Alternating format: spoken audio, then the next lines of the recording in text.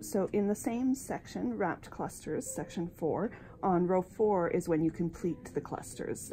So you've got your needle full of tripled stitches here. And what we're going to do is wrap them now. So if you're familiar with wrapping stitches for like wrap and turns, same idea, just a little bit different wrap.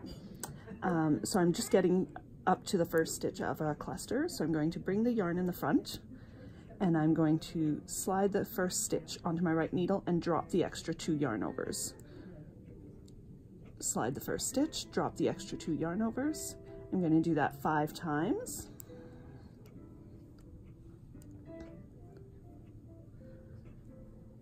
And if you're not sure if you've lost count, the next stitch should be a single stitch, so that you know you're on the right spot. And then you're going to slide those 5 stitches to the left needle.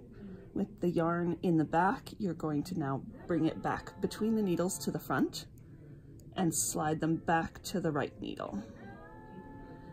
And you'll see you have 2 strands of yarn, and the yarn ends up crossing the stitches in the middle here, and you've got 1 strand on what will be the front side but is currently the back side of your work.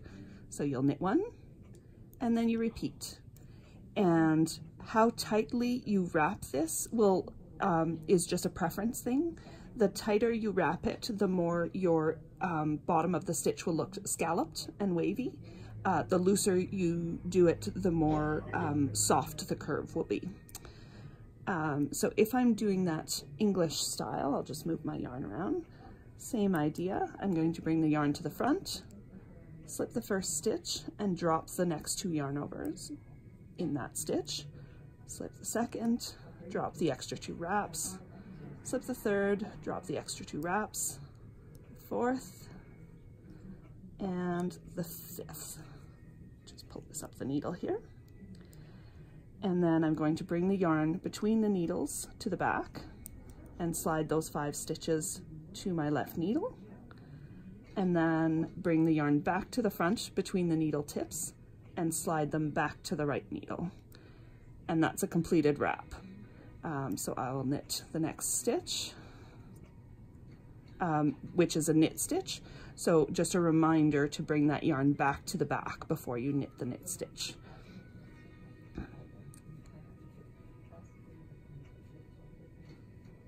Wrap those a little tightly last time, but that's basically it. And so you can see here, I wrapped this one a little tighter, and it sort of bunches up the bottom of the stitch into a curve more. So you can see it more on the other side. So if you do it tighter, you get a very defined curve. If you do it looser, you get a more gentle curve there. So totally a preference thing. But that's it for the clustered stitch.